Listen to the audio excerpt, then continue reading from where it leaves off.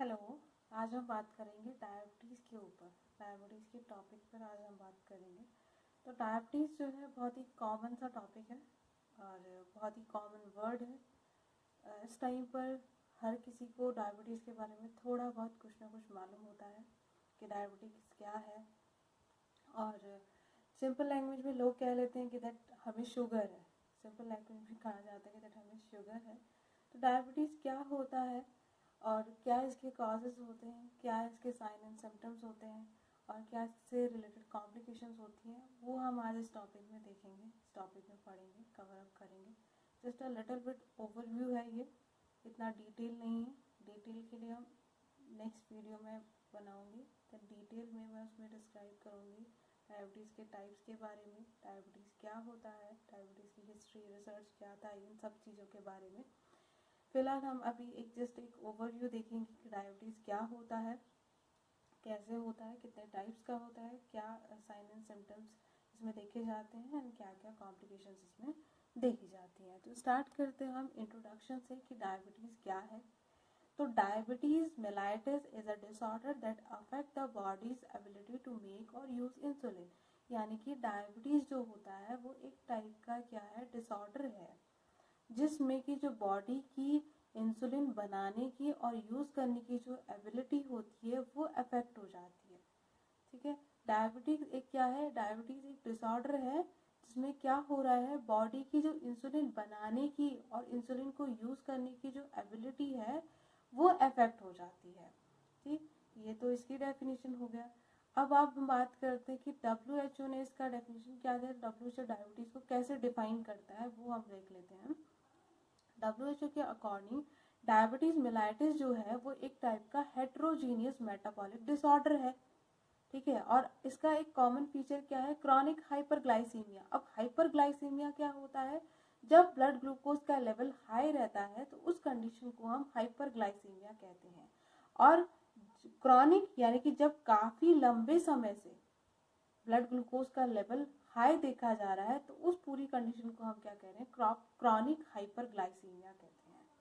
ठीक। तो WHO के अकॉर्डिंग क्या है कि WHO के अकॉर्डिंग डायबिटीज मेलाइटिस एक टाइप का हेट्रोजीनियस मेटाबॉलिक डिसऑर्डर है और इसका एक कॉमन फीचर क्या है, क्रॉनिक हाइपरग्लाइसीमिया इसका एक कॉमन फीचर है। ठीक। डायबिटीज में और क्या देखा जाता है, डायबिटीज में जो डायबिटिक पेशेंट होते हैं उनके अंदर जो carbohydrate, fat and protein metabolism जो चलता है नॉर्मली, मतलब एक जो नॉर्मल हेल्दी पर्सन के अंदर एक carbohydrate, fat and protein metabolism चलता है। ठीक। तो डायबिटिक पेशेंट्स में ये तीनों मेटाबॉलिज्म जो होते हैं ये डिस्टर्ब हो जाते हैं। डायबिटिक जो पेशेंट्स होते हैं उनकी बॉडी के अंदर जो carbohydrate and fat and protein metabolism जो चलता है वो डिस्टर्ब हो जाता है बिकॉज ऑफ डायबिटीज मेलाइटिस की वजह से। ठीक। आगे बात करते हैं, then diabetes result in abnormal level of glucose in the blood stream. Diabetes result in abnormal level of glucose in the blood stream, यानी कि जब ब्लड स्ट्रीम में ग्लूकोज का लेवल जब अबनॉर्मल हो जाता है तो उसे एक डायबिटीज बोला जाता है। अबनॉर्मल मतलब कि जब ब्लड स्ट्रीम के अंदर ब्लड ग्लूकोज का लेवल, ठीक है, ग्लूकोज का लेवल ब्लड स्ट्रीम में ग्लूकोज का लेवल जब बहुत ज़्यादा हाई देखा जाता है तो उस कंडीशन को डायबिटीज बोला जाता है। सिंपल सी बात है।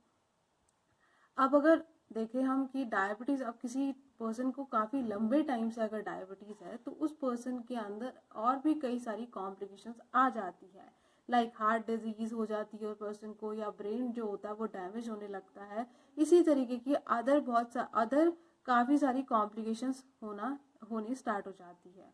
तो ये एक सिंपल इंट्रोडक्शन था डायबिटीज़ के बारे में। सिंपल सी बात है कि डायबिटीज मेलाइटिस क्या है, डायबिटिक मेलाइटिस एक डिसऑर्डर है जो बॉडी की इंसुलिन बनाने की और यूज करने की एबिलिटी को अफेक्ट करता है। ठीक है। एंड WHO के अकॉर्डिंग डायबिटीज को कैसे डिफाइन किया गया है, डायबिटीज मेलाइटिस जो है वो एक टाइप का हेट्रोजीनियस मेटाबॉलिक डिसऑर्डर है और इसका एक कॉमन फीचर क्या होता है, क्रॉनिक हाइपरग्लाइसीमिया। और इसके साथ साथ क्या देखा जाता है डायबिटीज के पेशेंट में, carbohydrate, fat and protein metabolism जो होता है डायबिटिक पेशेंट का वो डिस्टर्ब हो जाता है। ठीक। और एक अगर सिंपल लैंग्वेज में एक और चीज बोला जाए कि डायबिटीज क्या है, तो जब ब्लड स्ट्रीम में ग्लूकोज का लेवल इंक्रीज देखा जाता है तो उस कंडीशन को डायबिटीज़ बोला जाता है। और अगर किसी पर्सन को काफ़ी लंबे समय से डायबिटीज़ है तो उस पर्सन के अंदर बहुत सारी कॉम्प्लिकेशंस आ सकती है, लाइक ब्रेन डैमेज हो सकता है, हार्ट डिजीज़ हो सकती है, आई डिजीज़ हो सकती है, इस टाइप की बहुत सारी कॉम्प्लिकेशंस आ जाती है। ठीक, तो ये तो इंट्रोडक्शन था। अब हम बात करते हैं आगे टाइप्स के बारे में। तो टाइप्स ऑफ डायबिटीज़, तो डायबिटीज़ के टाइप्स कौन कौन से होते हैं? तो type 1 diabetes, type 2 diabetes and gestational diabetes, ये 3 टाइप्स होते हैं डायबिटीज़ के। टाइप 1 डायबिटीज़ में क्या होता है? अब टाइप 1 क्या है, टाइप 2 क्या है और गेस्टेशनल डायबिटीज़ क्या है, इन सब चीज़ों में थोड़ा बहुत कंफ्यूज हो जाते हैं। तो टाइप 1 डायबिटीज़ यानी कि नो इंसुलिन, इंसुलिन जब नहीं होता है बॉडी के पास। टाइप 2 डायबिटीज़ लेस इंसुलिन और इंसुलिन रेजिस्टेंस, ठीक। एंड लास्ट आपका है गेस्टेशनल डायबिटीज़। अब टाइप 1 के बारे में अगर हम बात करते हैं तो टाइप 1 डायबिटीज़ में क्या होता है? तो आपका जो एक जो नॉर्मल हेल्दी पर्सन होता है उसकी बॉडी में क्या देखा जाता है, डेट जब हम फूड लेते हैं, फूड लेते हैं तो फूड लेने के बाद फूड हमारा जो होता है वो स्टमक पे जाता है। स्टमक के बाद वो फूड आपके स्मॉल इंटेस्टाइन में जाते हैं, छोटे छोटे स्मॉल मॉलिक्यूल्स में टूट कर देन स्मॉल इंटेस्टाइन की वॉल से वो एब्जॉर्ब हो जाते हैं एंड हमारे मतलब उस फूड में जितने भी न्यूट्रिएंट्स होते हैं वो स्मॉल इंटेस्टाइन में जब पहुंचते हैं तो वो छोटे छोटे मॉलिक्यूल्स में टूट जाते हैं एंड उन न्यूट्रिएंट्स को, ठीक है, उन नीडेड सब्सटेंस को क्या इंटेस्टाइन की जो वॉल होती है वो एब्जॉर्ब कर लेती है। एंड एब्जॉर्ब होने के बाद वो सारे न्यूट्रिएंट, वो सारे सब्सटेंस आपके कहाँ पहुँच जाते हैं, वो ब्लड स्ट्रीम में चले जाते हैं। सेम वही भी आपके ग्लूकोज का भी है। तो ग्लूकोज क्या है, हमने फूड लिया, हमने वो हमारा फूड कहाँ गया, सबसे पहले स्टमक में गया, स्टमक के बाद स्टमक में भी वो और छोटे मॉलिक्यूल्स में टूट जाता है, देन स्टमक के बाद फूड आपका स्मॉल इंटेस्टाइन में जाता है। स्मॉल इंटेस्टाइन में जब फूड पहुंचता है तो वो और छोटे छोटे मॉलिक्यूल्स में टूट जाता है। अब उन छोटे मॉलिक्यूल्स में लाइक हम जो कार्बोहाइड्रेट लेते हैं तो हम वो पॉलीसेकेराइड के फॉर्म में कार्बोहाइड्रेट लेते हैं और जब वो हमारे स्मॉल इंटेस्टाइन तक पहुंचता है तो वो मोनोसेकेराइड के फॉर्म में कन्वर्ट हो जाता है, यानी कि ग्लूकोज में कन्वर्ट हो जाता है। और देन उस ग्लूकोज मॉलिक्यूल्स को स्मॉल इंटेस्टाइन की वॉल क्या कर लेती है, एब्जॉर्ब कर लेती है एंड एब्जॉर्ब करके वो वहाँ से कहाँ पर चला जाता है, ब्लड स्ट्रीम में चला जाता है। अब जब ब्लड स्ट्रीम में ग्लूकोज पहुंच गया है तो सर्कुलेशन में जब वो चल रहा है तो जब वो पेनक्रियास के पास पहुंचता है वो ब्लड जिसमें ग्लूकोज का लेवल है वो जब ब्लड स्ट्रीम में पहुंचता है तो पेनक्रियास के पास जब पहुंचता है तो पेनक्रियास में जो बीटा सेल होती है उनको सिग्नल मिल जाता है कि दैट अभी इस टाइम पर ब्लड स्ट्रीम में ग्लूकोज का लेवल बहुत ज़्यादा है। तो बीटा सेल क्या करती है, इंसुलिन को रिलीज कर देती है। अब इंसुलिन जब रिलीज हो जाता है तो इंसुलिन कहाँ पर पहुँचता है, इंसुलिन आपके ब्लड स्ट्रीम में आ जाता है। पेनक्रियास के बीटा सेल से इंसुलिन रिलीज होता है और ब्लड स्ट्रीम में आ जाता है। देन ब्लड स्ट्रीम से वो रिलीज होकर कहाँ पर पहुँचता है, टिश्यूज पर, सेल्स पर पहुँचता है। और सेल के सरफेस पे क्या रहते हैं, कुछ रिसेप्टर्स रहते हैं एंड वो रिसेप्टर्स क्या करते हैं, वो रिसेप्टर के साथ इंसुलिन जो होता है वो बाइंड करता है। ठीक, जो रिसेप्टर सेल के सरफेस पर जो रिसेप्टर रहते हैं उन रिसेप्टर पर इंसुलिन क्या करता है, बाइंड करता है। और जब इंसुलिन रिसेप्टर पर बाइंड करता है तो इंसुलिन एक की तरह काम करता है, लॉक के की तरह काम करता है। और जैसे ही मतलब रिसेप्टर पर इंसुलिन बाइंड होता है वैसे ही सेल का सरफेस किसके लिए ओपन हो जाता है, ग्लूकोज मॉलिक्यूल्स के लिए ओपन हो जाता है and then glucose molecule blood stream से निकलकर सेल के अंदर चले जाते हैं। ये होता है एक नॉर्मल पर्सन के अंदर। लेकिन जो डायबिटिक पेशेंट होते हैं, हम टाइप 1 की बात कर रहे थे, तो टाइप 1 में क्या है कि इंसुलिन नहीं है। अब इंसुलिन के ना होने का एक रीज़न ये होता है कि कई बार क्या होता है कि जो हमारा इम्यून सिस्टम होता है वो बीटा सेल्स को as a foreign particle treat कर देता है। हमारी WBC जो होती है वहाँ जाके बीटा सेल्स को, पेनक्रियास में जाके बीटा सेल्स को डिस्ट्रॉय कर देती है, जिस वजह से क्या होता है कि इंसुलिन का बनना बंद हो जाता है या बहुत ही कम हो जाता है। तो उससे क्या होगा, अब जब हमने फूड लिया, फूड लेने के बाद स्मॉल इंटेस्टाइन से जितने भी न्यूट्रिएंट्स है वो एब्जॉर्ब हुए, ग्लूकोज एब्जॉर्ब हुआ, ब्लड स्ट्रीम में आया। अब ब्लड स्ट्रीम में ग्लूकोज का लेवल हाई है। अब ब्लड स्ट्रीम में जब ग्लूकोज का लेवल हाई है तो अभी तक क्या था कि पेनक्रियास को जैसे सिग्नल मिलता है, बीटा सेल को जैसे सिग्नल मिलता है कि ब्लड स्ट्रीम में ग्लूकोज का लेवल हाई है तो वो इंसुलिन को रिलीज कर रहे थे। लेकिन इस टाइम पे क्या है, इंसुलिन बनाने वाली बीटा सेल ही डिस्ट्रॉय हो चुकी है।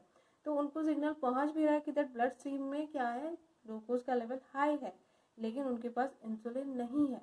अब जब इंसुलिन नहीं है तो इंसुलिन जब तक रिसेप्टर पर, सेल के रिसेप्टर पर बाइंड नहीं होगा तब तक ग्लूकोज के लिए सेल का सरफेस ओपन नहीं होता है। ठीक है, तो इंसुलिन नहीं होगा रिसेप्टर पे, कोई भी रिसेप्टर पर फिर इंसुलिन बाइंड नहीं हो पाएगा, और जब तक सेल के रिसेप्टर पर इंसुलिन बाइंड नहीं होगा ग्लूकोज मॉलिक्यूल सेल के अंदर नहीं पहुंच पाते हैं। यही होता है टाइप 1 डायबिटीज में कि इंसुलिन नहीं रहता है। ठीक, टाइप 2 डायबिटीज में क्या होता है कि टाइप 2 डायबिटीज मेलाइटिस जो है, टाइप 1 जो डायबिटीज होती है वो एक टाइप की ऑटो इम्यून डिजीज भी उसे कहा जाता है, बिकॉज इसमें क्या हो रहा है कि इम्यून सेल्स इंसुलिन बनाने वाले बीटा सेल्स को एक फॉरेन पार्टिकल समझकर डिस्ट्रॉय कर चुका है।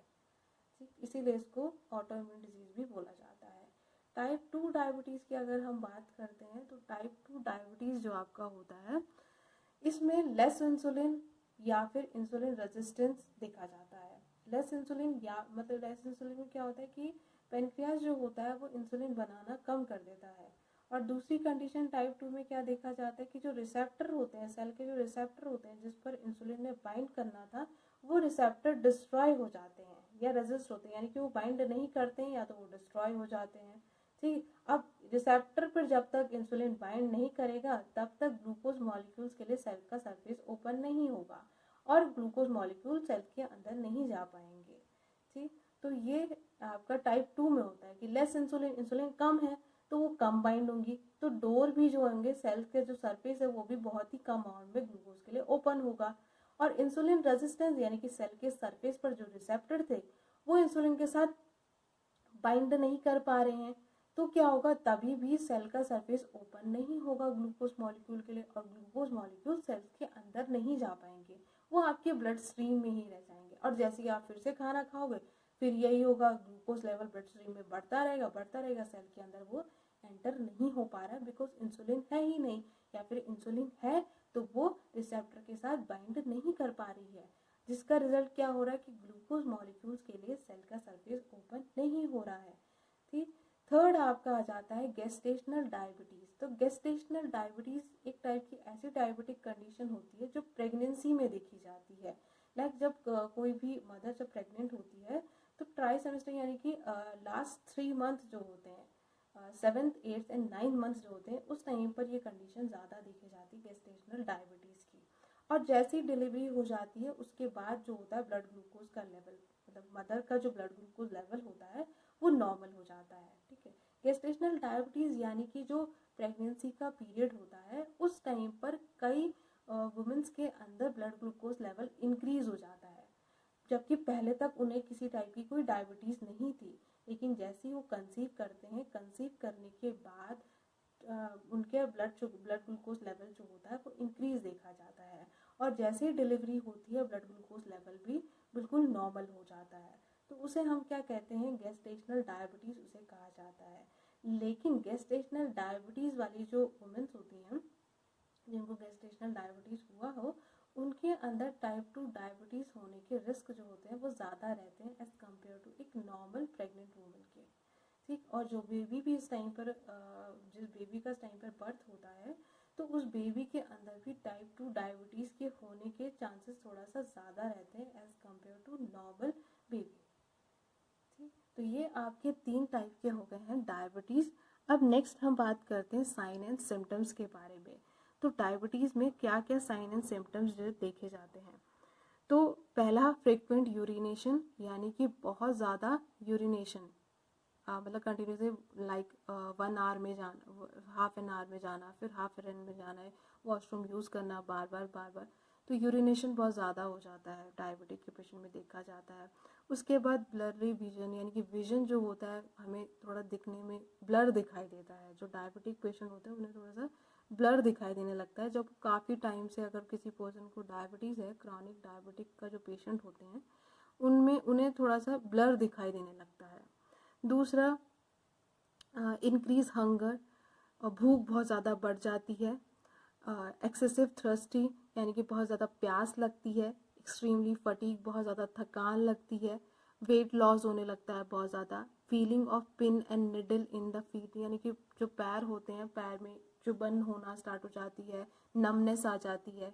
इस टाइप के कुछ सिम्टम्स, साइन एंड सिम्टम्स देखे जाते हैं डायबिटिक के पेशेंट में। एक तो फ्रिक्वेंट यूरिनेशन, बहुत ज़्यादा यूरिन पास करना, मतलब वॉशरूम यूज़ करना, ब्लरी विजन यानी कि ब्लर दिखाई देना, बहुत ज़्यादा भूख लगना, बहुत ज़्यादा प्यास लगना, फटीग मतलब बहुत ज़्यादा थकान लगना।